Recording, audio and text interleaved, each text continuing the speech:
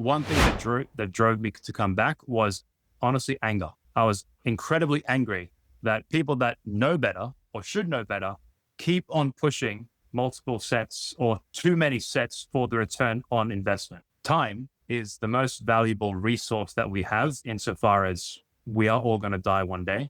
Why in the world is it that the entire fitness industry almost globally is pushing people to get marginal returns on incredible time investments when time is the most important variable or thing that we have in our lives? Why? They're wasting countless, one of the most unethical things that I can think of that people do. What HIIT or what proper to the point exercise does is deliver people time back.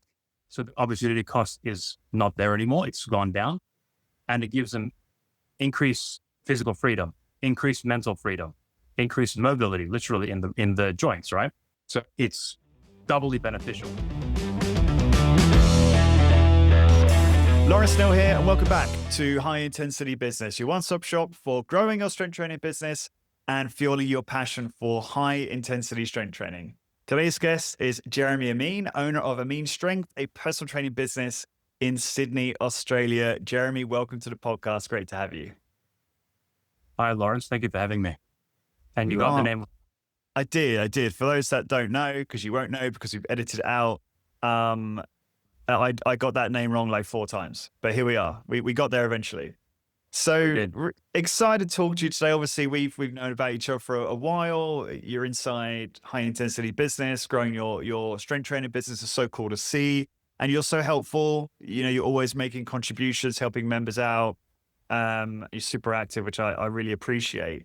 So before obviously one of the things I'm really passionate about and I want to get into with you is all of your tips around marketing in a big box environment. So just to set the scene for people, Jeremy works in Fitness First in a big box facility as a self-employed personal trainer. And I know there's many of you out there who are in a similar environment where you're trying to drum up business, trying to get more clients. And Jeremy's got these laundry lists in high intensity business, providing people tips on how they can get customers through kind of operating their business. So how do I say this? So it's not like you're setting aside time necessarily, hours here to do outreach and stuff like that, which is still effective and good things to do. But these things are sort of things you're more doing during your day as you go about running your business. And we talk more about obviously that in some depth. And before we get to that though, I want to learn more about you. So tell us about you. Tell us about your background. Where did you come from? Where did you grow up? Yeah. So born and raised in Sydney, Australia. Been here since 91 when I was born. So I'm 34, 35 next year. And in terms of the general background, I began strength training when I was like 17, 18, like basically every youngish boy does, thin, whatever, wants some strength. I'm like, all right, how do I do that? The bigger boys in my class go to the gym. I'm just going to go to the gym. So I signed up at my local club, which is the one that I first started working in as a trainer several years later. And that was it. My love for training grew from there. And what inspired me early on to think about becoming a coach, a trainer, a teacher in this area was I hired a trainer myself because I was there for many, many years training myself. And I was getting some results, but because I was in my body, I thought, all right, I'm the master of this domain. I know what I'm doing. I know what I respond to and don't respond to. But Lawrence, as you and every coach knows, we don't know anything until we get pushed, until we know in terms of strength and size and things like that, right? We don't know what responses our body will have. We don't know what it feels like to do what it takes to get to the level during a workout or an exercise to get results and get great results. So I hired a trainer and I got in the years before, I got this better results in 12 weeks. So I thought, all right, this is something very interesting. Was this, was it just a supervision or was he or she using a HIIT approach or supervision or just more intensity overall? It was supervision. It was paid personal training basically. Mm-hmm. And I would say it was a typical approach. So multiple exercises per workout, multiple sets, volume chosen first, that is to say, number of sets determined beforehand, and then intensity adjusted for volume and things like that. This is going back to 2000 and I'm going to say 2009, 10, 11, around them. So whatever was the best, I guess, evidence-based stuff back then, that's what was being done. He was a disciple of Poliquin back then. Okay. So, and I think probably still is the late Charles Poliquin. Yeah. Okay, cool. And okay, so that was your first taste of personal training where you're starting to appreciate the value of a personal trainer. What happened next? So after that, I went to uni, began my undergraduate in philosophy at Macquarie Uni. And after a few years of doing that, my head was in the clouds a bit too much. Mind was open, brain kind of fell out, and I got kind of bored with it, to be honest. And then I thought, all right, let me properly enter the workforce and get into it. And I thought, why not just become a PT, right? I thought a little bit about it, and I thought this is probably what I want to do because I love people, I love helping people, I love getting stronger, healthier, all that stuff. So I signed up for a private institution to do my Cert 3 and Cert 4 in fitness and then personal training. And then I did a Cert 4 in massage therapy as well. Okay. And this is end of 2013, beginning of 2014 is when I did all that. And then I began my first PT role in, as I said, my home gym where I first started training, I'd say halfway through 2014. And I did that for about 4 years, actually not about, 4 years and 9 months, because I recall April 2019 is when I finished that, because I got ADHD, right? So if I don't have a deep interest in a thing that sustains me over a long period of time, like hybrid of my personality and the ADHD, which I only got diagnosed with years after that, I decided to go back and finish my undergraduate and finish it with honors, which I was happy about. And then COVID hit year 2 of my master's degree. And that just totally derailed my ability to focus on it because I would do work mostly in cafes. The background noise and the ambiance would just allow me to flow better. And to this day, when I'm listening to an audiobook or a podcast or a lecture, I usually do it playing video games, actually, or I drive. I'd be playing whatever, and the video game would have me engaged enough that my thoughts are not going to other places. My attention is not going to other places, and it can be focused almost entirely on whatever I'm listening to. So your podcast, I would listen to over the past few years while playing whatever on my TV. Yeah, it was great. It was great. And that way, able to passively learn while still being able to have like a leisurely time doing so. And over the past few years, I think I've accumulated, when I first learned about high intensity training, or let's say the essence of exercise, right? What we're trying to achieve and do when we go to the gym to strength train, build muscle, condition ourselves. This was going back to 2023. I recall very distinctly on the couch behind this camera right now, I was sitting there, and on this TV, I was just going through the relaxation, just perusing YouTube to see what comes up. And a video came up, which the rough title was, "You don't need squats to train your legs or to grow big legs." And it was Dorian Yates being interviewed by, I don't recall who he was being interviewed by. And what stood out to me in the first few minutes, Dorian mentioned in answer to the question of, who did you learn from, or how did you come to your approach? And he mentioned 2 names, Arthur Jones and Mike Mentzer. I knew about Mike Mentzer from my previous stints in my own training and being a PT. Just the name is everywhere, right? Arthur Jones, I had no idea who that was at all. So I looked it up and I found, I think it's arthurjonesexercise.com or .org. It's the, you know what I'm talking about. Great website. Yeah. And I came across Nautilus Bulletin 1, and I began to get into it and read a bunch of the other stuff there.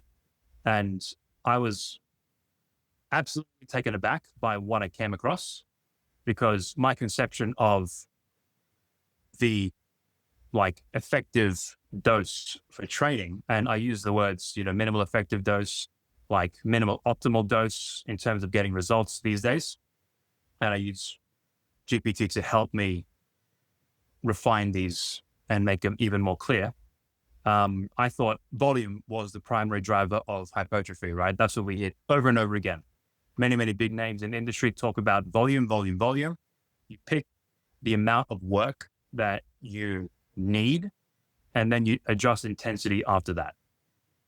And reading Jones talk about back in the 70s, right? 71, I think, Nautilus, the Bulletin 1 and 2 is 70 or 71, I think. And seeing him talk about intensity, just push hard, go all the way to failure, all that kind of stuff. Obviously, we now know that it's much more refined than that as to what we actually need to grow. We don't need failure, but it's an epistemic, or in terms of knowledge, it guarantees that we pass the threshold for getting adaptations, right? Getting the most adaptations. It blew my mind. I went down a massive rabbit hole. My ADHD found a thing which I could absolutely dive in on. And just to give a very, very brief summary of how ADHD affects at least myself. If someone with ADHD, take me, is not interested in a thing, for me, a nuclear bomb could go off in Sydney City. If I'm focused on the thing, I would not notice it until the wave hit me. That's an exaggeration, but to express how it works for me and many people like me, if we're not interested in a thing, nothing that you can do can make us interested enough in it to do it. And that's why many, many people with ADHD, when they're younger, before they're diagnosed, parents and teachers get frustrated with them because, so-and-so doesn't care about maths or English or their whatever. But why do they care so much about this book or this TV show or this sport? How can they be so dedicated to this one thing, yet everything else, we can't find the thing that makes them interested? And it's like, instead of interests in things being on a spectrum and our ability to use our willpower to do things that we're less interested in, it's more like a binary almost, where either we're interested and we do it very, very well, depending on how much we want to learn about it, or we tend to be just not care about it at all. And I'm sure you met people like that, right? Where you go, how can you be so good or so great at these things and not whatever, like your life is falling apart, but you're amazing in other ways, right? That was me until I got diagnosed, pretty much. And for everyone out there who is hesitant about that, about getting diagnosed, getting on medication, if it works for you, it is an absolutely life-changing thing.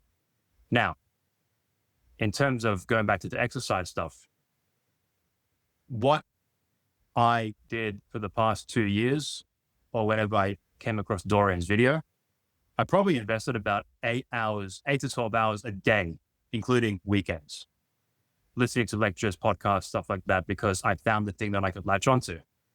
And it's been an absolutely incredible journey so far, and it's brought me to where I am today. Yeah, awesome. And I love hearing about, what was the catalyst. It's interesting that it was like a Dorian Yates video, about, you don't need to squat. And that was the one thing, that was the trigger that led to all of the exploration of Arthur Jones and Mike Mentzer. How did you eventually come across my podcast through that? Do you remember? I think it was before or after I learned about Body by Science and Dr. Doug McGuff. I think I either came across it first, and then I looked for Dr. McGuff being interviewed by people, and your one came up, the podcast came up, or I found it through your podcast, one or the other. So interesting. Love that. And then that was obviously 2023. And then in 2024, you basically transition your personal training business to focus on HIIT as a method. Yeah. Is that right? Yeah. Yes. I wasn't a coach from April 2019 until September 30, 2024, right? But yeah, I came back into it. HIIT is what actually inspired me to come back to coaching, to come back to PT, because I found an incredible series of potential and problems in terms of the industry. I don't know how it's like in other countries, but in Australia, and I think the UK and America and maybe Europe and other countries and Asian and African countries, it's all about volume. It's all about do more, or more is better, or Yeah, I think that's accurate. whatever have you, right? And I was like, there is so much potential here. And one thing that drove me to come back was honestly anger.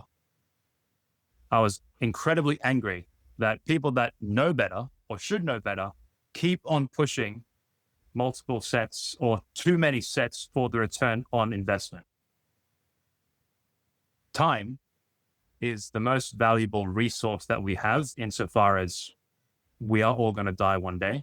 We don't know when, but I have a thought experiment that I use with myself frequently.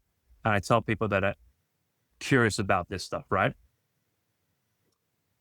A person is on their deathbed and they're speaking with death, and death asks them, we're going to do a quick inventory of your entire life, and somehow you're able to recall everything that you did. I'm going to categorize every single action and moment spent into 3.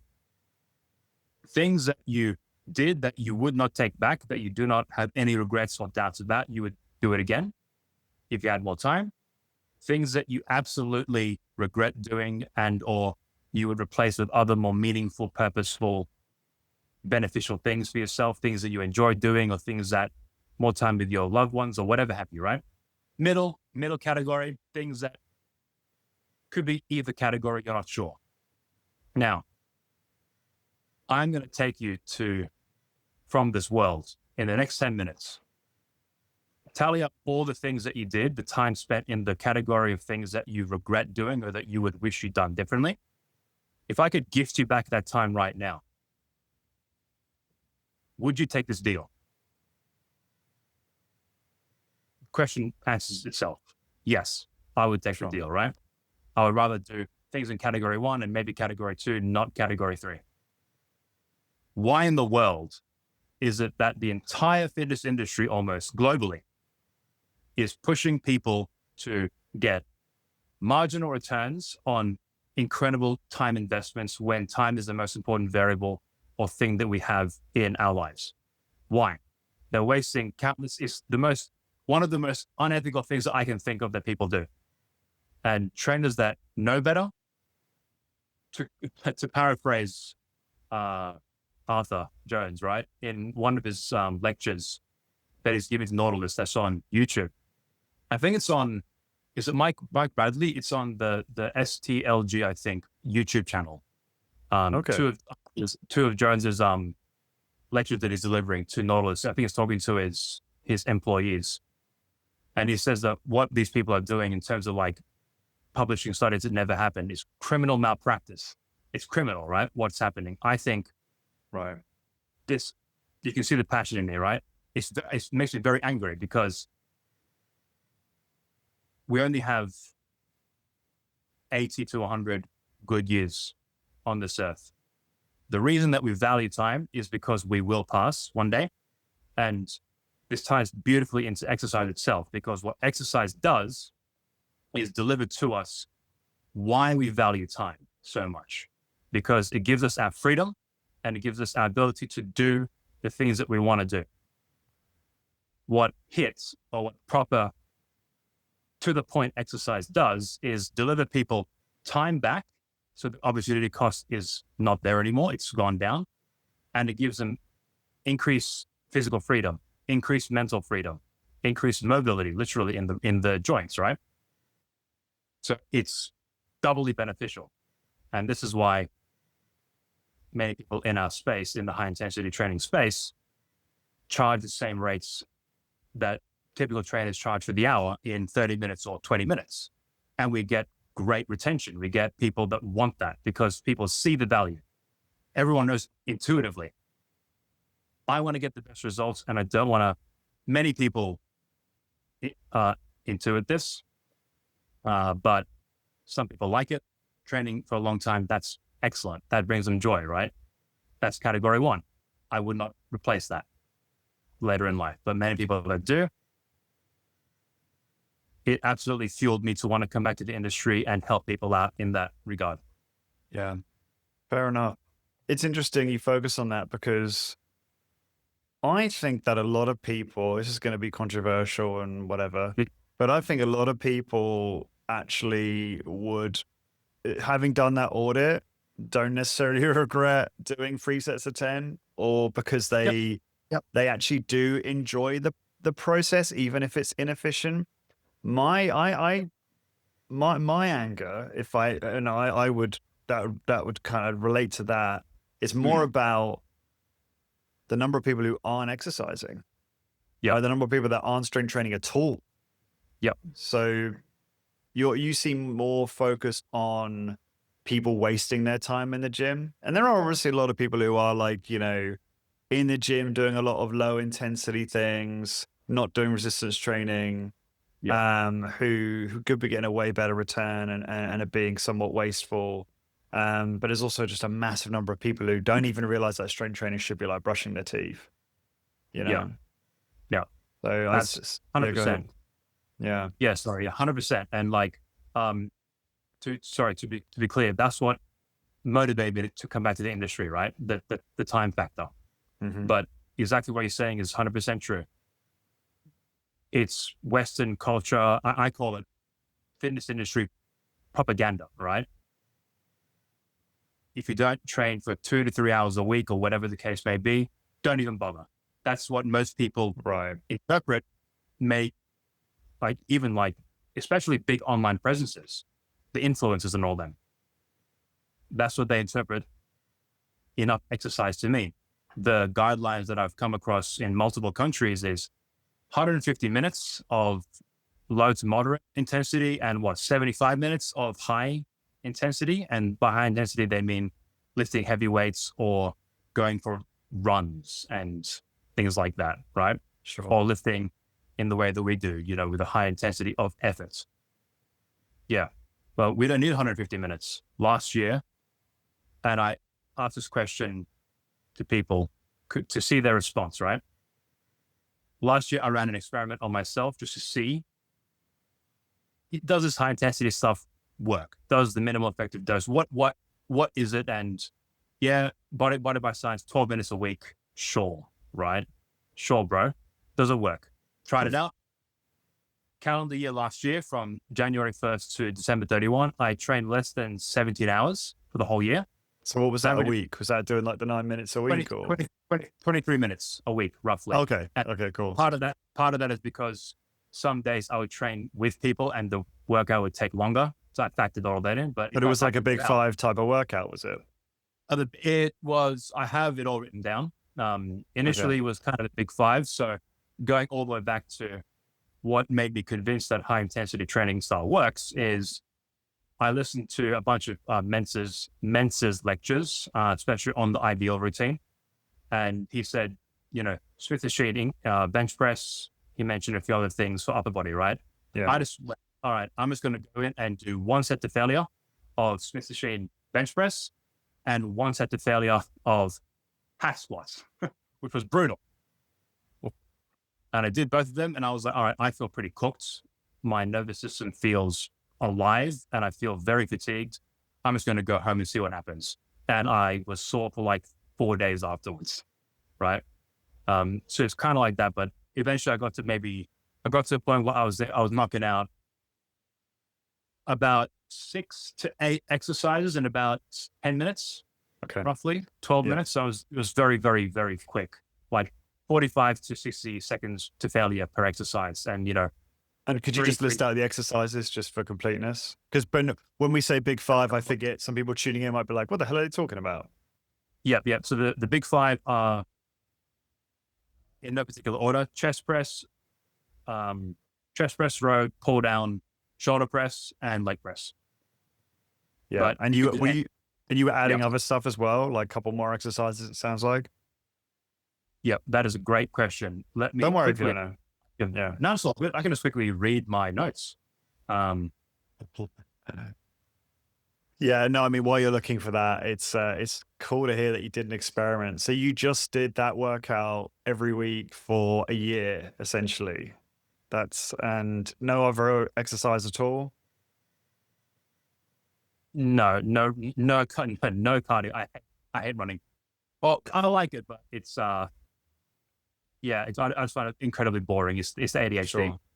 Sure. So for example, one example workout would be leg press, seated row, deadlift, chest press.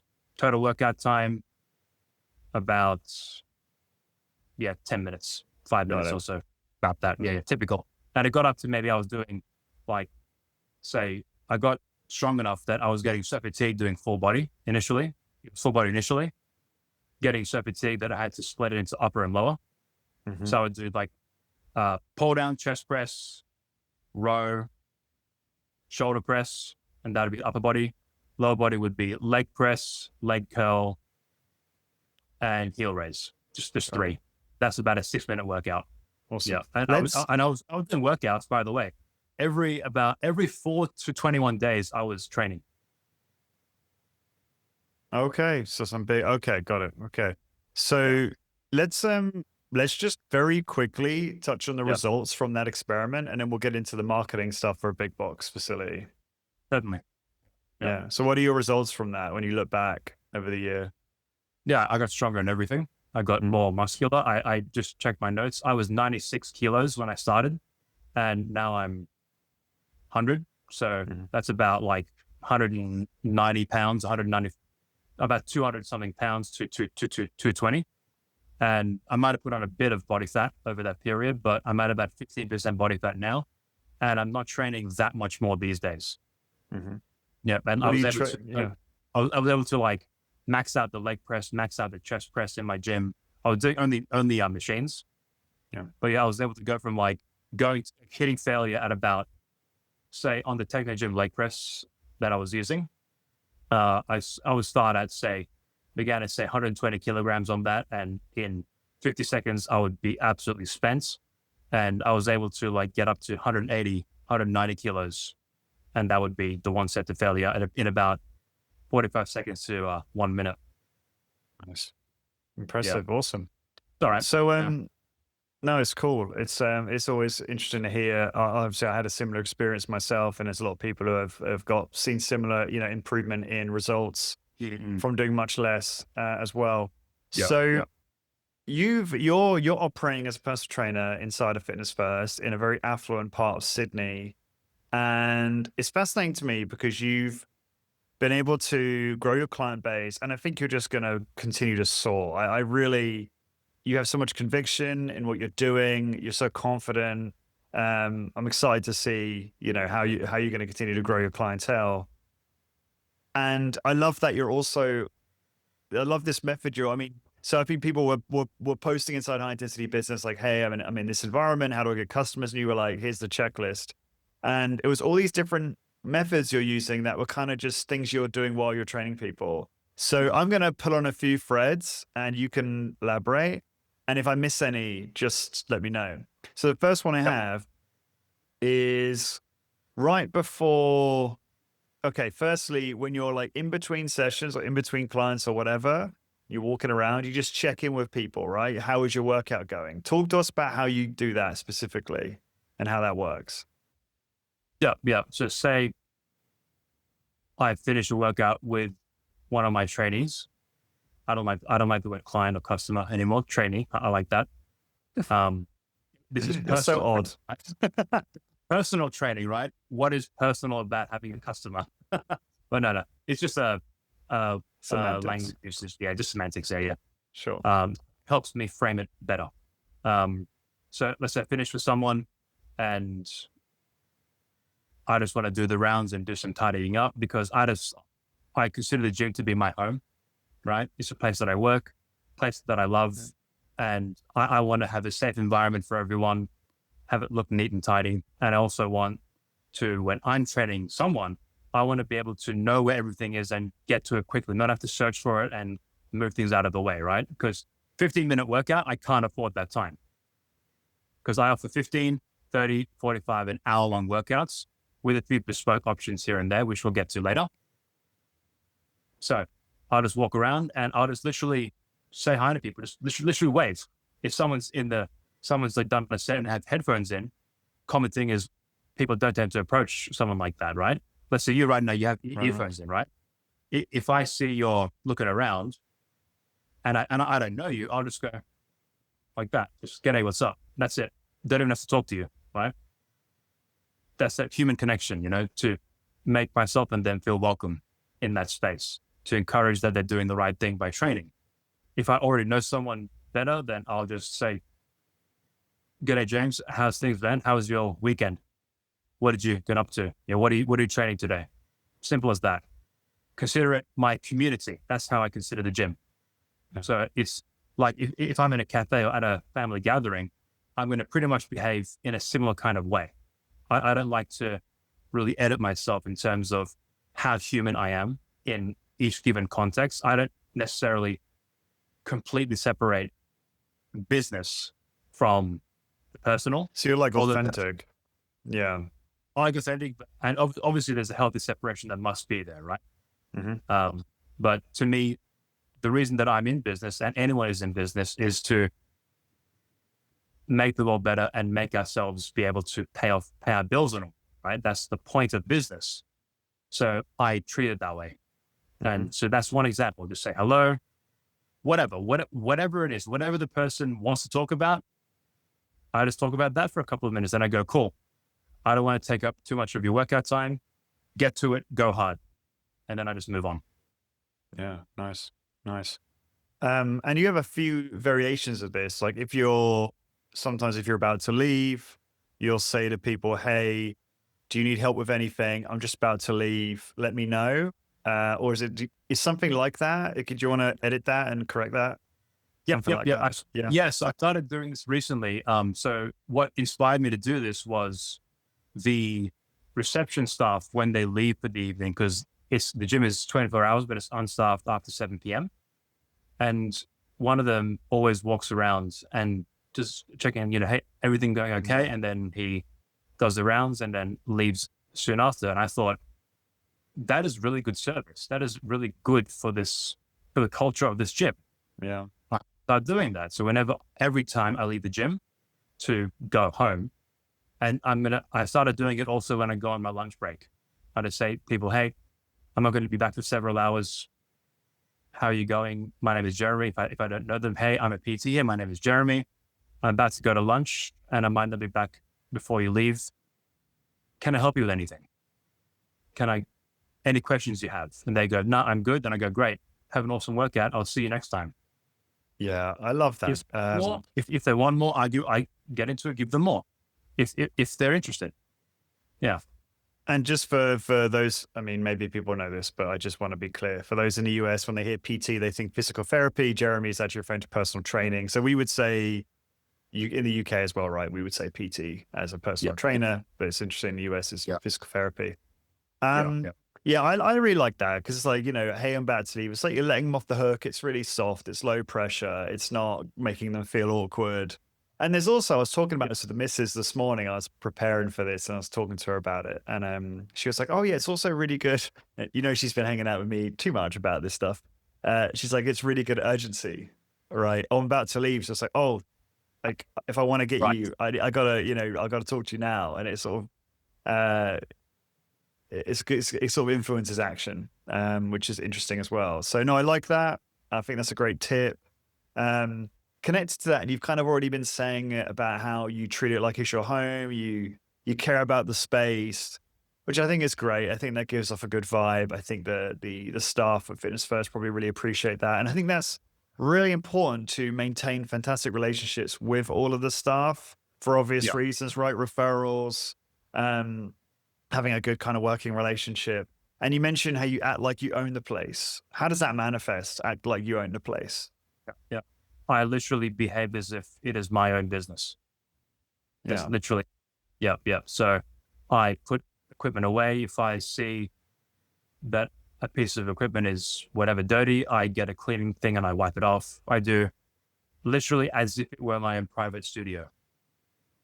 Yeah. So think whatever you do, if it was yours, treat it that way. And this is a tip for this. To me, I learned this from not that specific part, but I learned about taking on more responsibility for yourself. Robert Greene, he wrote that in, I think it was the 50th law. You know Robert Greene. Yeah, right? yeah, sure. Yeah, 48 Laws of Power. Yep. I think it was in the 50th law, which he wrote somehow with 50 Cent. And that book's all about fearlessness. But there's one part of it where he talks about, I think it's that book, he talks about responsibility in the workplace. And he says, if you ever have a choice between taking on a role with more money but less responsibility, or less money and more money and whatever. You get what I'm getting. More responsibility and less money, right? You take the one with more. Is that what you mean? Yeah. If you have more responsibility, less money, or less responsibility, more money, all else being equal, go for the one that gives you more responsibility. Okay. Because that will push you to levels that you never have before, probably. And that will grow you as a human, as a worker within that place. People will notice, and you'll be able to then take those skills. If ever you leave or get fired, you'll take those skills elsewhere, and you'll have that level of competence, and then the money will come. Absolutely. My attitude towards money, just if you want to get on that quickly, is the money comes. Money comes. It has to come, right? People always want something or need something. If we're very good or good enough at what we do, there's always someone that wants that thing. So I encourage whoever listening to this, and this is a reminder to myself, don't allow yourself to fall into too much laziness or complacency with this kind of thing. So that's kind of what inspires that with me. And this is also the flip side of that. Greene talks about the preparedness for the next level for yourself, right? If I open up my own space, I know exactly what to do in terms of maintaining equipment, keeping things tidy, knowing what people's tendencies are in terms of leading what where. All these things matter. Yeah. No, I completely agree. And we're sort of touching on the idea of, it's funny, I wrote down this whole list that you wrote and put it in my notes here. Yeah. And the very bottom, I said, get great at the workout. Like, don't forget to get great at the workout. Like, that's everything, right? That comes back to what you're saying. It's like, if you get, be so good they can't ignore you, which is the book from Cal Newport, right? It's like, that's the force multiplier. Like, if you just got really great, then you will grow organically, naturally, without doing anything else. And the reason I guess we do marketing is because we want to grow faster, or we're not there yet, frankly. Like, this is what I notice a lot, in our community, is people just getting into this. It's like, you're just not quite good enough yet to really get a lot of referrals, probably. And so you do need to do some of that marketing in the beginning to help, have clients to practice with, and have more clients to work with in the beginning, so that you can get good, so that you can then get more referrals. And also, it's more also just volume as well, because referrals, yes, they can help you generate leads to grow your business. But I have found that even among some of our very good colleagues, like, just having a few other tactics, I'm getting off script here talking about other business types, but helps grow the business. It really depends on what your goals are. Like, you're only trying to build up a small clientele, you can build your whole business off referral, no problem. But if you want to go slightly bigger, have more sessions, maybe have trainers, whatever, then having other marketing that you do is going to help make that a lot easier. Anyway, that aside, let's get back to what we're talking about. So, next point, you mentioned that you can get a list of the gym members' birthdays and then contact them to offer a free workout, maybe 2 free workouts if your normal regular offer is a free workout. I thought that was a really cool tactic. So that's something you've done before? Yeah. one of my first clients, my first trainees came from that process. I just go into the birthday call list, and it's literally just call up. I try and do it on their birthday. So it's literally just a printed off list with I think the email is included, but obviously the name, the number, date of birth, and the PTM, the personal training manager, hands out the lists to whoever's interested, and it tends to cycle based on new trainers, like newer trainers to the gym. They get kind of priority, which makes sense, right? They're building. Anyway, get the list.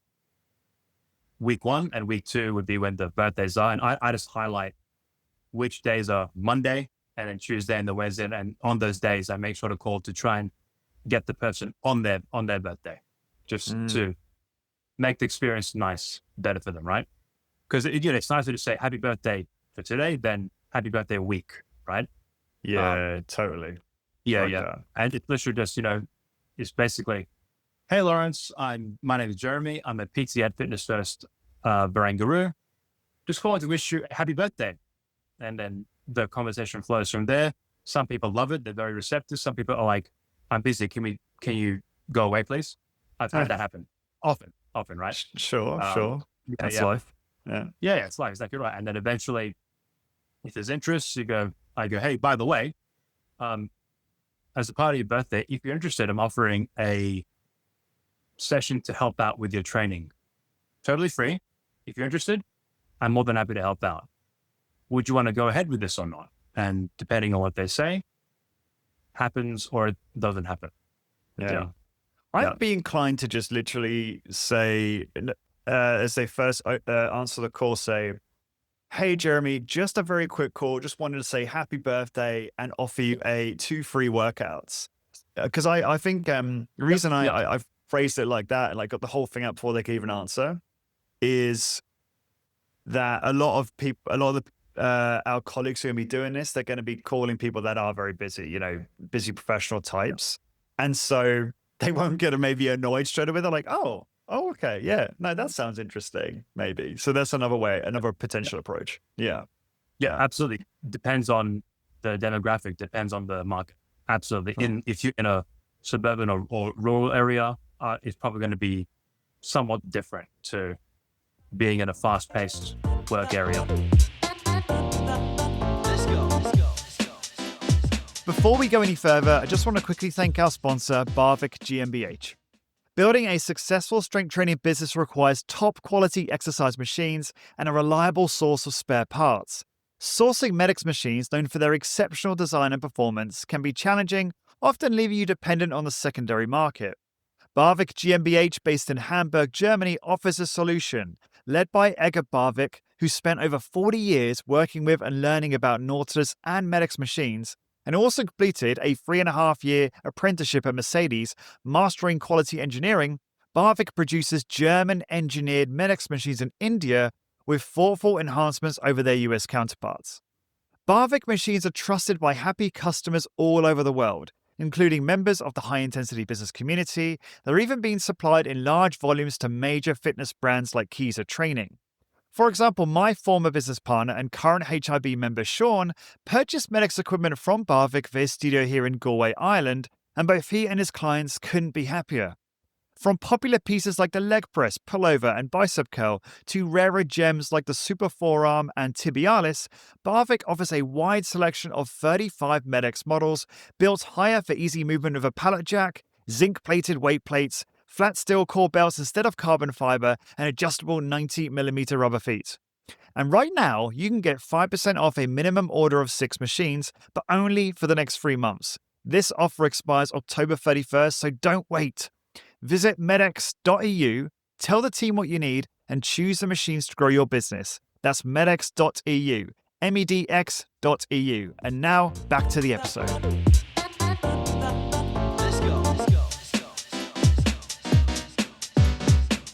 But funny, we've spoken about how when I first went to this gym, I was focusing on the 15-minute time slots. And most of my sessions now are 30 or 45 minutes, right? Because I think in Australian culture, maybe like the work break maybe goes for longer or whatever the case may be. People just want to spend more time and have an excuse to be away from the desk. So in terms of people being busy during those phone calls, you have to gauge it based on time of day, the age of the person that you're calling, all these things factor in. Yeah, absolutely. Great idea. And I was also talking to our mutual friend, Chris, who's near you. And he was saying how he has access to lists of members. And I was like, get those lists and call those people as much as you possibly can. And he was like, oh, well, I can only call when my manager's next to me. I'm like, really? I'm like, okay, well, tell your manager to basically create as much of that opportunity as you can. Cause that's how you're going to, cause he was looking to get more clients. Like, that's the way. Like, just call all these guys. Get that, if a gym, if it is going to give you access to members, then call them, be creative. Is that an opportunity you have as well at your location? And is that something you've tried? I haven't tried that yet. It's very similar to the birthday call list. Sure. Chris's club manager is now my club manager, or the club manager of my gym. So is that Chris you? Chris messaged me after I met him yesterday for the first time and took him through a proper blasting workout. Nice. And afterwards, he messaged me following up saying, yeah, by the way, what I was telling you about your new club manager. Yeah, ask for the member list and all that kind of stuff. Absolutely. I'll have the same conditions as he did before. Yeah, no, great opportunity. Great idea. And I also think, I don't know, correct me if I'm wrong, but I think a lot of we know there's research to show that like trainers don't like to sell, right?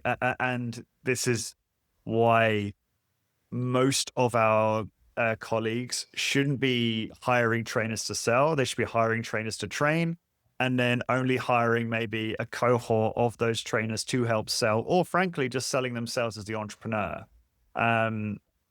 But because we know from there's pretty good studies on this that show they're just not interested in it or particularly good at sales, for the most part. And obviously there's exceptions.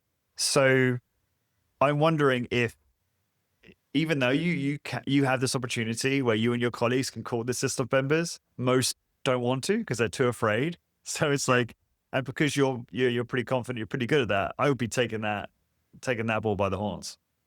Yeah. Chris and your ideas, they're great. I think I will be doing so soon. Yeah, awesome. That's great. Couple other points that you mentioned. You said this already, walking around the gym, being useful, putting kit away. I'm assuming, the thing that plagues a lot of gyms and that annoys people is people either being on their phones and sitting on a machine for ages. Yeah. And also not putting their weights away. Like, I assume you don't have a go at someone if they don't put their weights away, or do you ask them to put their weights away? You have to be careful of that, maybe. I don't know. I tell them to put their weights away. In what way? Yeah, it's not confrontational unless I've had experiences way back with people that just wouldn't do it. Back when I was at Carningford at the other gym when I first started, and you just tell the person over and over and over again, and then eventually you go, look, this is not your home. Put it away, or you're making me have to question whether or not you should still be a member here, or like we have to figure out a solution to this, right? And again, this comes back to that I treat it like my home. I'm owning the space. And in a way I am, because I am paying rent to the gym, and the trainers within big box gyms like this who pay rents, I pay upwards of $400 per week in our rent, which is 8 to 10 times the membership rate for the members. Yeah, that's a lot, actually. The trainers are the most valuable members of the gym, right? So that's the context from which I'm coming from, a part of the context, where I say, I'm paying a decent amount of money to be here, to be able to operate my business, to help people in the space. Can you please not impede on my freedom, right? Can you please not do that? But if it's just like, like a once-off thing, or someone does it for the first time and I notice that, I'm going to be like, hey, and this is when I'm doing the rounds of cleaning, putting things away. I go, if someone's done bench press and they walk through and they haven't finished, or I think they're about to finish, I go, hey, have you finished with this equipment? I'm just curious. They go, oh yeah, I'm done. I go, cool. I'm just doing the rounds, doing a bit of tidying up. Can you help me put the weights away? Yeah, nicely put. Can you help me put your weights away? And if they say, oh no, I'm good, then I go, cool. No worries. I'll do it just next time, whatever. Right. Yeah. The context there is, right, they don't know that I am not an employee, because I'm not an employee of Fitness First. I'm a sole trader or an independent business operator. It's a contractor, or used to be called franchisee, right? Mm-hmm. But if eventually it gets to the point where the person knows that I'm not, the person keeps on doing it and says, no, you can put it away, I would just tell them, look, I get what you're saying, but just be mindful. I'm not employed at this place. I'm doing this of my own volition, right? And just like I'm doing this out of my own choice, I'm going to ask you to do the same, please. Yeah. And eventually, if that escalates, then you just escalate it to, look, it's not my job to put your weights away. Literally, it's not my job. It's your job because you're paying. And by the way, and I learned this recently, within the membership contracts, there is one about putting weights away and keeping the gym tidy. So members can be fired if they keep on doing that, right? And I'm not going to pull that out. No, myself, definitely do that. You escalate that. You just let the employees deal with that, because I'm not there to cause trouble. I just think it's interesting too. I think the obviously, hopefully, you don't have to escalate to any of these levels. But the first thing you said was super respectful, and it's another great in. It's another great way actually to start a conversation with someone, which could lead to a client. And I love these little like kind of organic conversation starters, which can lead to relationships and generate more customers. I think it's really cool. Yeah. I'll just jump on that. Sure. Here's the way that if the person has the right personality, if the coach has the right personality and says this right, this could lead to a funny and curiosity sparking conversation. Someone has to put their weights away and you ask them, hey, are you done with the machine? Have you whatever? They go, no, I'm done. The weights can go back. You go, cool. Are you too fatigued to put them away? Is that why you didn't do it? Well, my training conditions people to be able to do stuff very, very well. Maybe you should train with me and you'll be conditioned enough to put the weights away after you're done. I don't know, Jeremy, after I done my workout, I struggle to put the weights away. Yeah, me too. But yeah. I know what you mean. We have to be respectful adults about this. Absolutely. It's funny. There's another chap, Mark Collins, I think I'm getting your name right, who has a facility over in Canton Beach, which I think is a different part of Australia, Gold Coast near there, I think. It sounds familiar. Yeah. I mean, look, there's not that many people in Australia, right? So, he's going to probably sound quite familiar. But he has his he has a physio facility, but he also has like a personal training part of it. And he has clients actually put their own weights away. And at first I was like, you can't do that, Mark. Like, that's not good customer service. But he was telling me, no, they love it because it's like they can see how much more capable they are. And it's sort of part, and then I wondered, listening to you there, and I think maybe, I don't remember if you and I, or I've spoken with other Australians about this, it might be more of like a cultural thing as well. Yeah. I think we did speak about that. And I had a few more thoughts on that, but I think it is more of a cultural, like, no, it's all good, mate.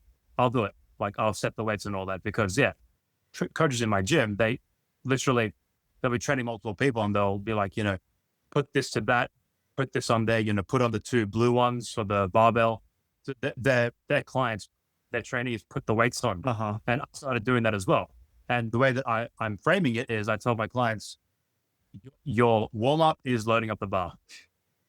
That's how you get warmed up. And it's also, it's also a thing where it depends on the person. Some want to do it, some don't, right?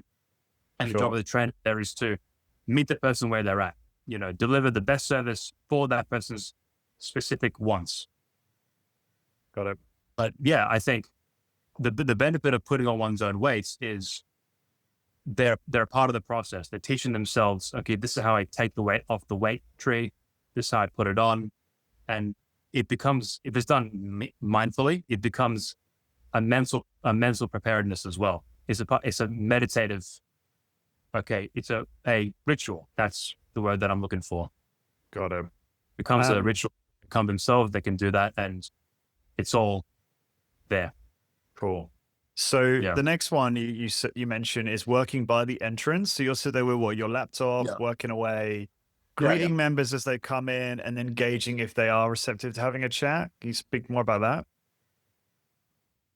Yeah, I mean, I just do it because I just like chatting with people. I like being present and having a fun conversation, and it also happens to function as if they want to talk about something, they can see that I'm hanging around, I'm not too busy, and they can come and approach me and have a chat, and I can help them out if they want help. Yeah, and as we go through this, I know some people might be listening like, oh, this is all very obvious and common sense. And I'm like, I think it might be to some, but most trainers do this, any of this. You're in the environment, so you're saying most people don't do these things. Well, like gyms that I've been in, like I go to them, and during my workouts, between trying to breathe, I observe the trainers, and some of them do it. That's 100%. But in terms of, I guess, the level that I'm doing it at, maybe not, or I'm not there when they're doing it really. Okay. Yeah. Like, what's your experience with this? I've never worked as a trainer in a big box facility. I'm trying to think of the trainers that I saw in big box facilities. Yeah, it's not happening, is it? I'm thinking of trainers in the facility. I currently work out at a big box, which is very near my house, and sadly, it does not have medics and that. And side note, I am actually taking a trip to Optima, which I helped co-found. They relocated over the other side of town, so they're quite hard for me to get to, which is the only reason I don't train there. Otherwise, I would.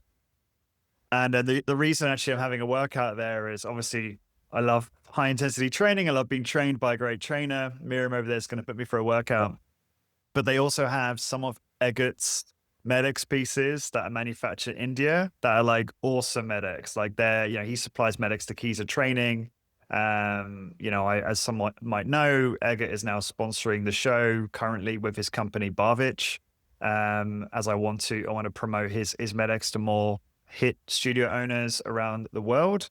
And so I'm excited because there's a couple pieces I haven't yet tried from his sort of portfolio. And so that's why I'm getting a workout there. Anyway, sorry, that was a side quest. But no, nice. You're absolutely right. The trainers that I see in this studio I'm at and previous are super passive. And actually there's tons of opportunity to solicit business. It's interesting as I am fascinated by cultures. Now it's different. Like in Ireland, it's I feel like in the US, people are more open to being approached and solicited on average. In Ireland, definitely not. Like it's slightly more difficult and a bit different, I think. But there's always ways to do it. It's just figuring out the approach. And maybe in Australia, I don't know, you know better than I, maybe people are more open on average. What do you think? What's been your experience? So what I've noticed is that in gyms that I've been to, it seems that people who, I think this is a general thing, people that think they know what they're doing and they're convinced, and they may have a certain kind of personality that they don't want to be told what to do or whatever. Okay. Obviously, they're not going to be open to it, right? Unless they see the results. Many people are of the perspective that if I don't see it, I'm not going to believe it. And no matter what you tell them, they need to see the big muscles or see the 400 kilogram deadlifts to be convinced. They need that tangible proof. By the way, that's definitely more universal, that one. That's great that you bring that up. That's pretty common across all cultures. Yeah. Absolutely right. And just on that, like that's obviously fallacious thinking, right? And fallacious reasoning, right? Seeing like proof is in the pudding. So yes, seeing someone have big muscles and be able to deadlift 400 kilos or whatever have you, of course, it is evidence that they did something that may or may not have been great or optimal, but it worked for them. Yeah. But one of the big fallacies that you and I both know is in the industry is, if you're not bigger than me, I don't think you can get me bigger, basically. Yeah. And this comes down You're to so right.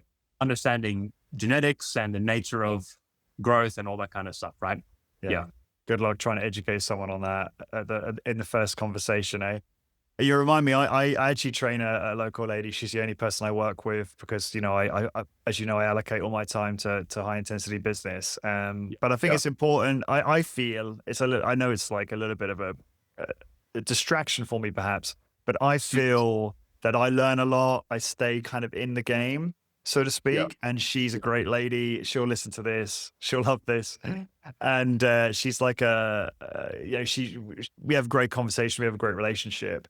But she works hard, but she's a great responder to strength training. And I think she's in her mid-60s, and she's got fantastic arms, like from the strength training, like her shoulders, her trapezius, the tonality in her arms, her triceps I've never seen anything like it. Training someone her age. And so she's cycling around, sleeveless top, shorts, so showing off her calves, and people are like, wow. So she's a great advertising board, obviously, for what we do. But she knows that I can't take on any more people, so she's not to pass my contact details out to loads of people, although that would be a good problem to have for a lot of trainers, obviously. So it's just to say, this is again another side quest. But when you do get someone like that who just happens to be a strong responder to what you do, or they're just disciplined and they get a lot leaner or whatever, it's so helpful, right? Because it becomes a great talk trigger because they're out with friends. Hey, you look awesome. Like, what are you doing? Oh, well, I'm doing my 30-minute workout twice a week with Jeremy, and he's, helped me get into amazing shape. Yeah. Yeah. Absolutely. Yeah. I'm rambling now. So, we were talking about working by the entrance, great opportunity to, again, it's obvious, but it's like these little things, like you just build it into your day naturally. It's not like you're doing anything extra.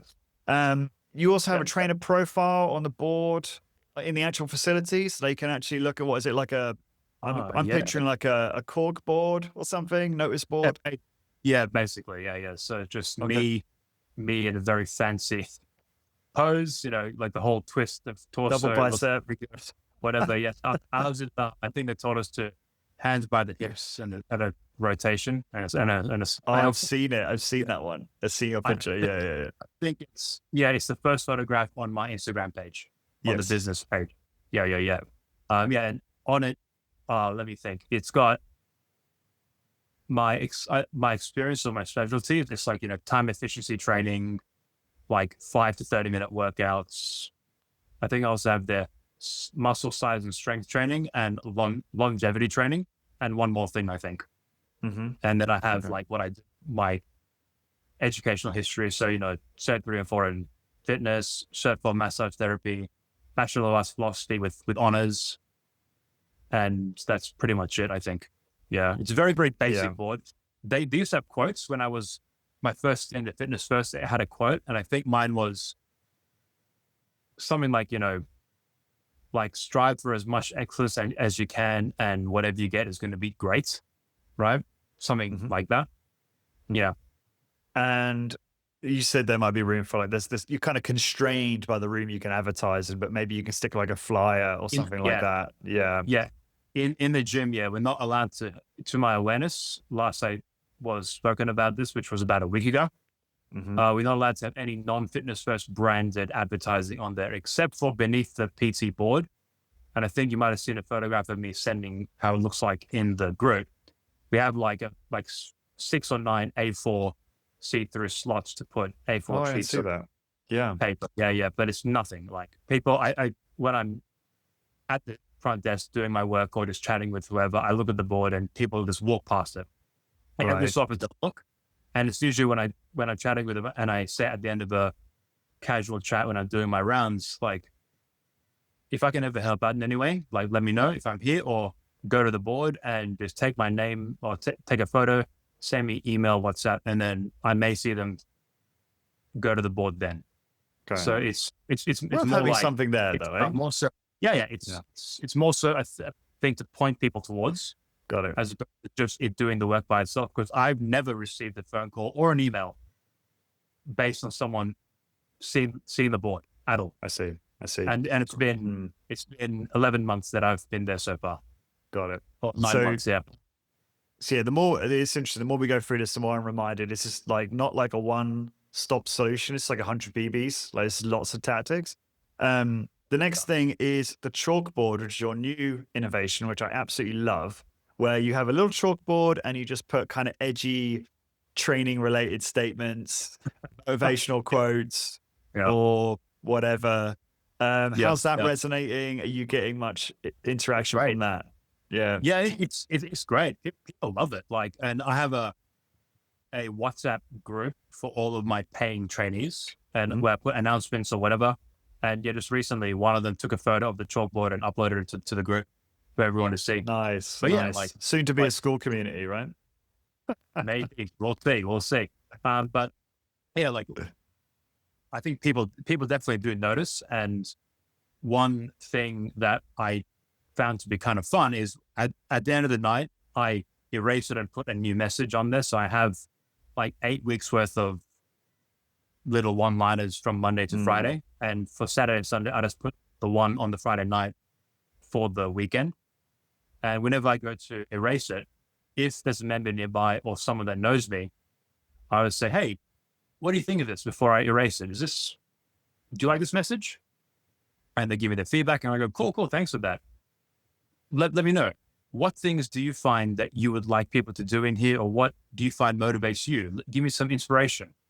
And then I'll just write that down. And that's the next day's thing. Nice. Yeah. And obviously this is something that's quite popular. So that coffee shops will do, right? They'll have the board outside, make people laugh, helps bring people in ordering coffee. And it's like, why not use it in this context? I think it's great. And then you also have your box of training kit, which you've also turned into a little advert as well. Do you want to talk about that? Yeah. So the box basically started because as I said, in terms of I want to know where everything is, where I tidy up the gym floor. That's why I do that.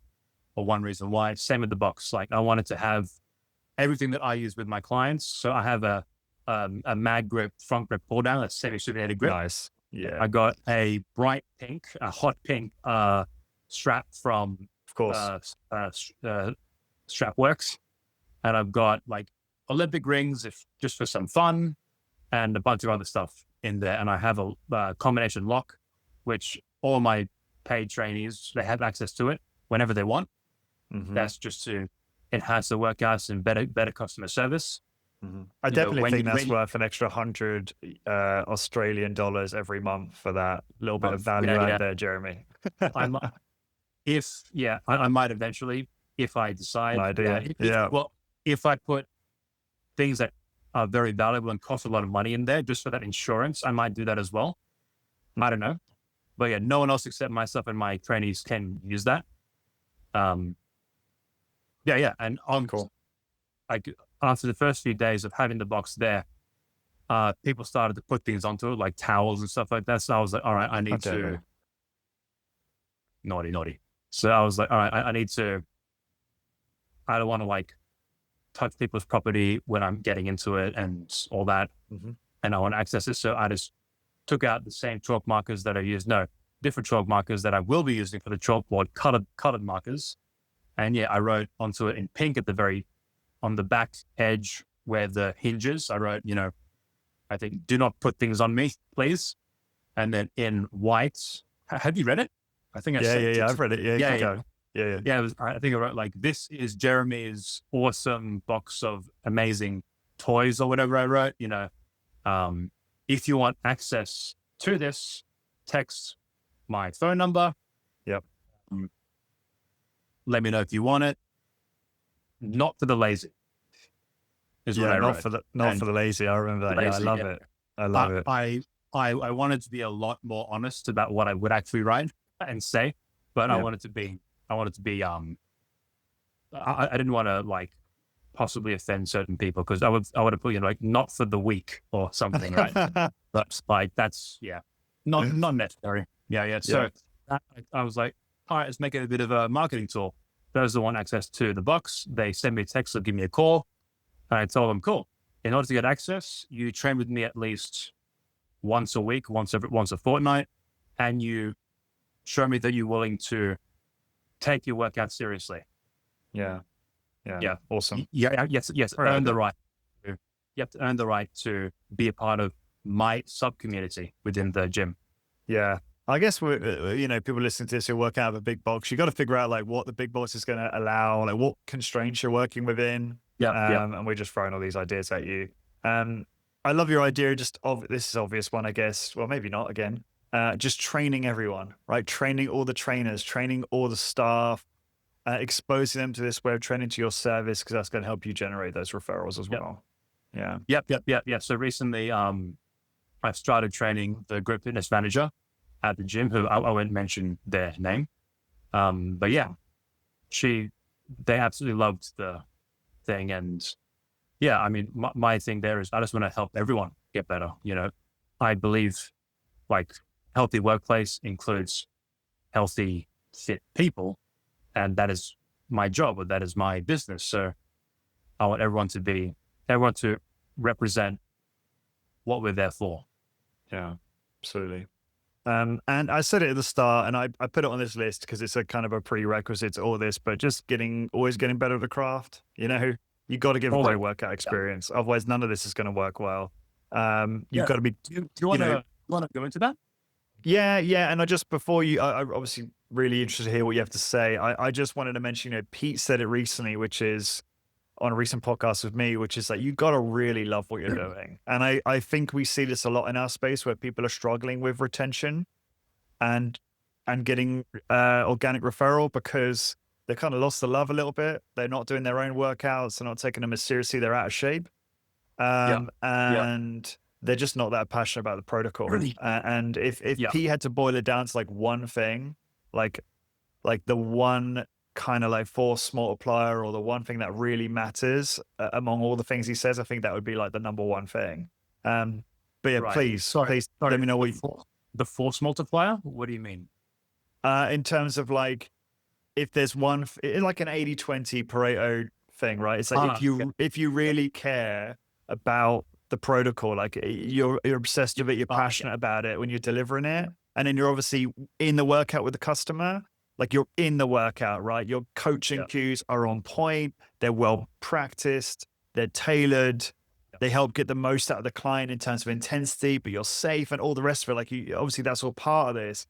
Then that is like the 20% that produces 80% in terms of retention, gets referrals, etc. That's what I mean by force multiplier. I'm with you 100%. Yeah. Which part should I speak to? Because I can speak to. Oh, just the workout experience. Like, what for you? What would you like the top 3 things that you think goes into a great workout experience? Yeah, in your experience. Yeah, great workout experience. The number one would be that it's absolutely bespoke. It's completely personalized. That doesn't mean that we do unique exercises per person. Like one person does. We're not flipping tires. Keeping pull-ups and all that, and other person does super slow. No. It's the general principles are the best possible exercises per muscle group for the person's goals that they can do. All that's obvious, right? But in terms of the bespoke, what I mean is all of the little things, all of the little personal things in personal training. We are not AI. We are not computers. And the reason that I bring this up is that many people that I've met in the gym, I ask them, hey, what are you doing? Where did you learn to whatever? And they go, oh, GPT gave me a workout.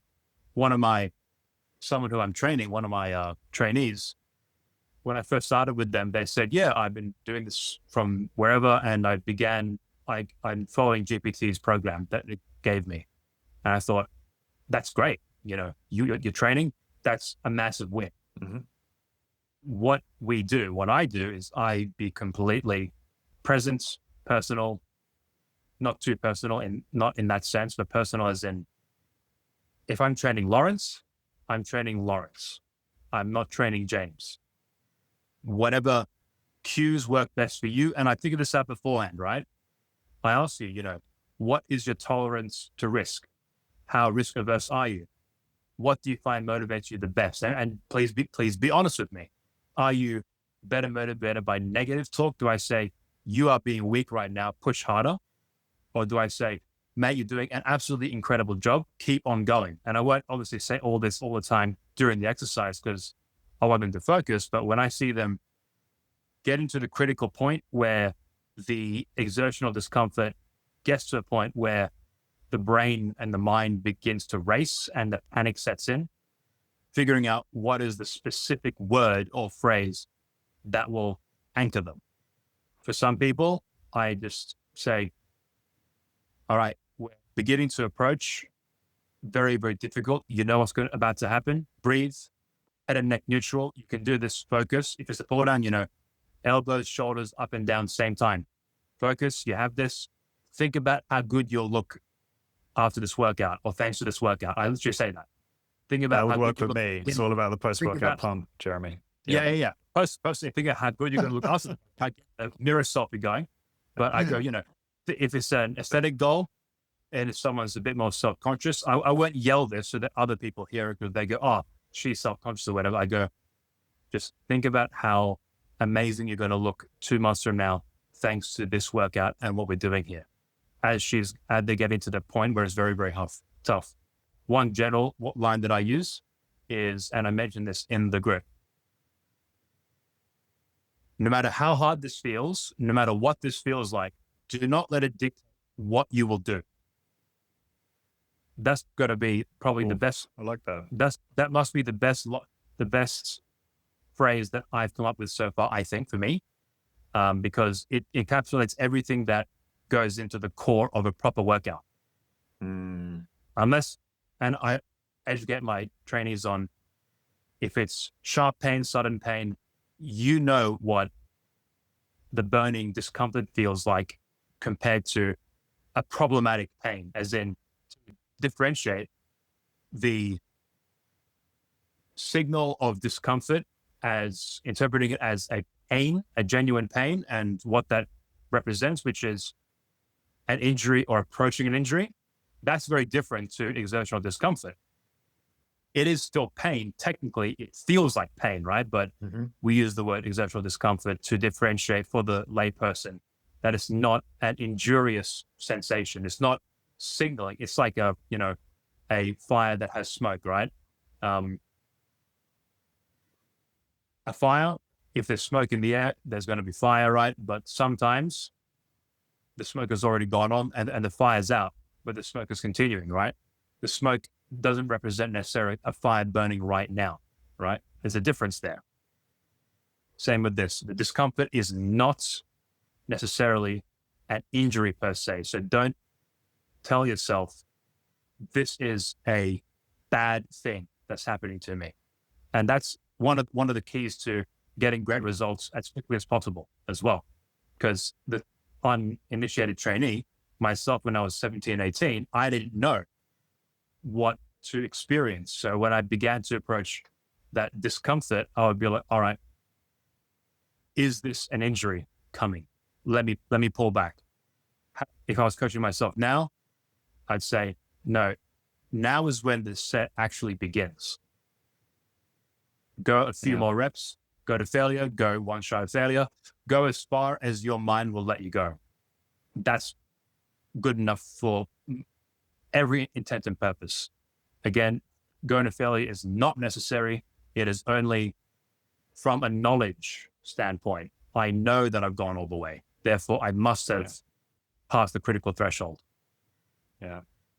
Awesome. Yeah. All this I teach my clients. I teach my trainees throughout. Yeah, you're providing the education over the time you're training together. It's all part of it, isn't it? You got me thinking it'd be great to get something posted. Maybe we could post it on YouTube or on the podcast. I'd like to get, maybe I can poll all the members and get an idea of all the cues everyone uses. Like, because I would put them in 3 categories. And if you agree with this, so I'd have, and I this is mostly from, I learned this from Discover Strength. So You have true, specific, and positive, right? So that's the stuff they're doing well during the set that's reinforcing positive behavior. Like, that was a really nice, smooth turnaround. Great job keeping your shoulders down, whatever. And then you've got corrective feedback, which is where you're correcting form, right? Breathe, slow down. And then you've got category 3 is like encouragement and motivation, right? It's like usually towards the last third. That's when you're using that key you said there about like, this, don't let how you feel to dictate what you do, right? Would you add any other categories, or does that encapsulate all of it in your mind? It was true. Yeah, so it's like positive behavior reinforcement, corrective feedback, and encouragement and motivation. Like if you're not saying stuff that in one of those buckets, it's narrating the set and it's pointless. It adds no value, in my opinion. I mean, negative reinforcement works for some people. Okay, yeah. So, but that's, I guess, positive behavioral reinforcement. It's the same thing, but it's just a different approach to it. Yeah. Oh, yeah. Positive and negative. But it's both. Yeah. In the same. I like that though. I like that. Yeah. So with this, the best coaches, the best trainers, they're down to the molecule, down to the atom. They're granular with all this, and then they can take whatever they need out of the toolbox for whatever person comes in. Right. If I'm coaching or training a Kobe Bryant or a Michael Jordan in terms of that tenacity and that drive, I'm not going to say, that was so nice, well done. I'm going to say, that sucked, do it again. Right? If I'm coaching someone else, I'm not going to do that. Watching The Last Dance, every coach should watch The Last Dance. It's incredible. Yeah. Because in it, I think Jordan spoke about the positive and negative reinforcements for one of his fellow teammates. Do you know what I'm talking about? Keep going. Yeah. So he was speaking about one of his teammates. I think he asked him, like, what do you want, positive or negative words? And he was like, be either positive or negative with me. And then Jordan did that, and he had a very, very bad game. And then Jordan later on went the other way and gave him negative or positive, whatever the opposite was. And the player had like the best game of his season. And Jordan was like, I never ever after that did not do what worked with them. Yeah, sure. Whatever it was. And I think it was negative reinforcement works well with that person. Yeah. And this comes down to the personality of the person. If they are a type A personality, they're very dominant, driven, they're going in a direction and, don't bother me. I'm doing a thing. They're probably going to want, look, mate, that sucked. Okay. The story that I think I told you this morning when we had our chat, well, my morning, your evening, about the person who I saw on the gym floor, and they asked me for feedback. And they said, how was it? And I go, how honest do you like your coaching? How honest do you like your feedback? And then it said, give it to me. And I'll keep the language clean. And I said, that set was BS. That was rubbish. And most people will go, how dare you say that to me? This person went, oh, thank you for telling me. Why was it so bad? Tailor what you say to the right person in the right time. Yeah. It all comes down to in the moment. Yeah.